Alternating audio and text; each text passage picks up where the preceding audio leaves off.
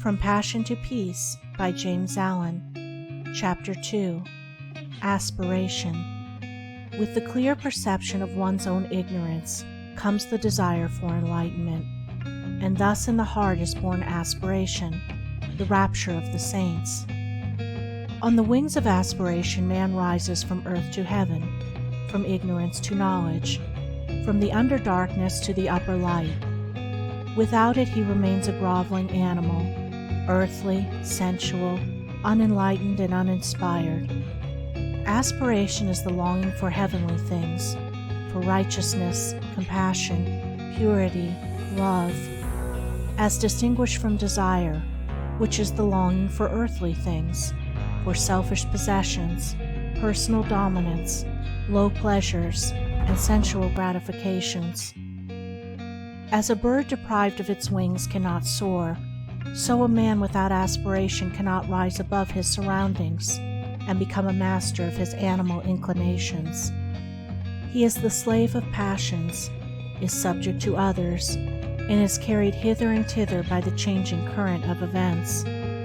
For one to begin to aspire means that he is dissatisfied with his low status and is aiming at a higher condition.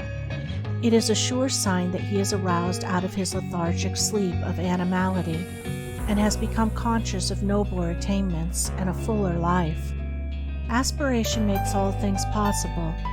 It opens the way to advancement. Even the highest state of perfection conceivable, it brings near and makes real and possible. For that which can be conceived can be achieved. Aspiration is the twin angel to inspiration. It unlocks the gates of joy. Singing accompanies soaring.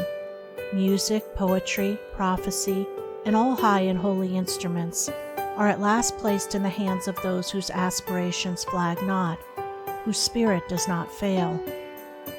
So long as animal conditions taste sweet to a man, he cannot aspire, he is already satisfied. But when their sweetness turns to bitterness, then in his sorrow he thinks of nobler things. When he is deprived of earthly joy, he aspires to the joy which is heavenly. It is when impurity turns to suffering that purity is sought. Truly, aspiration rises, phoenix-like, from the dead ashes of repentance, but on its powerful pinions, man can reach the heaven of heavens.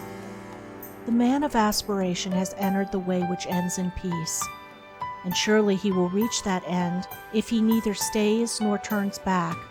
If he constantly renews his mind with glimpses of the heavenly vision, he will reach the heavenly state. Man attains to the measure that he aspires. His longing is to be the gauge of what he can be. To fix the mind is to foreordain the achievement. As a man can experience and know all low things, so he can experience and know all high things. As he has become human, so he can become divine. The turning of the mind in high and divine directions is the sole and needful task. What is impurity but the impure thoughts of the thinker?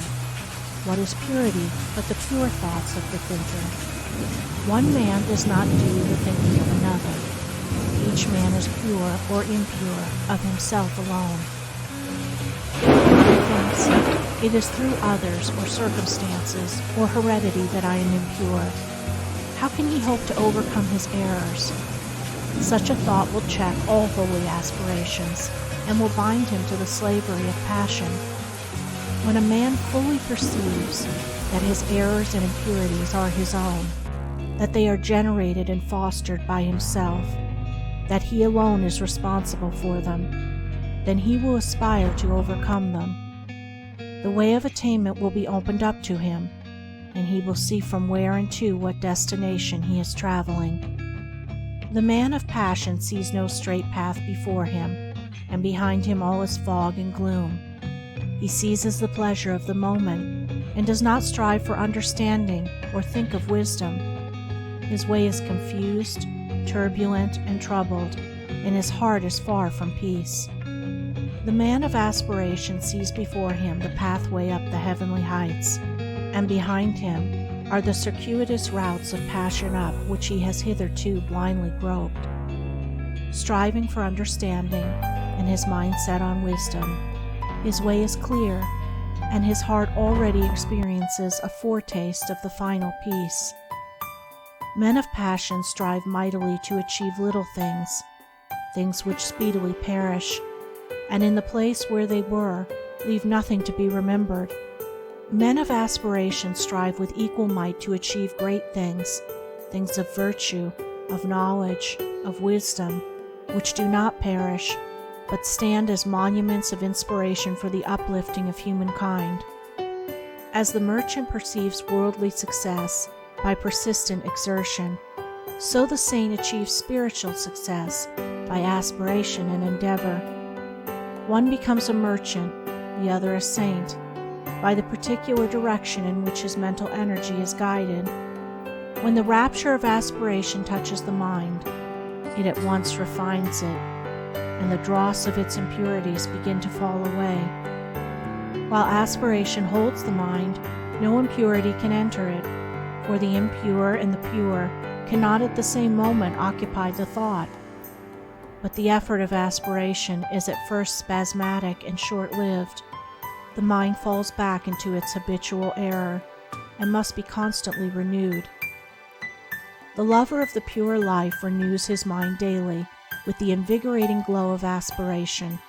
He rises early and fortifies his mind with strong thoughts and strenuous endeavor. He knows that the mind is of such a nature that it cannot remain for a moment unoccupied, and that, if it is not held and guided by high thoughts and pure aspirations, it will assuredly be enslaved and misguided by low thoughts and base desires.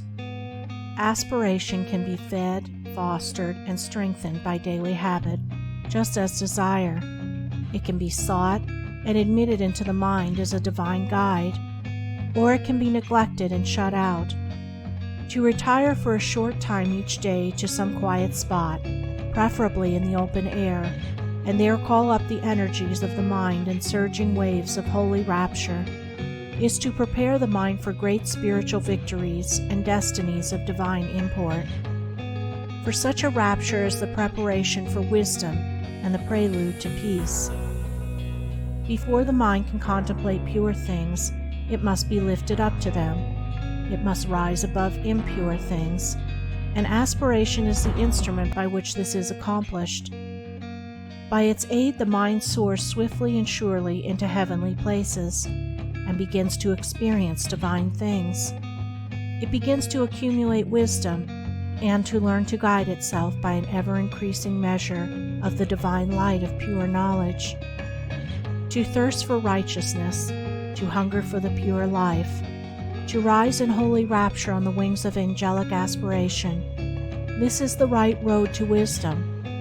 This is the right striving for peace. This is the right beginning of the way divine. End of Chapter 2.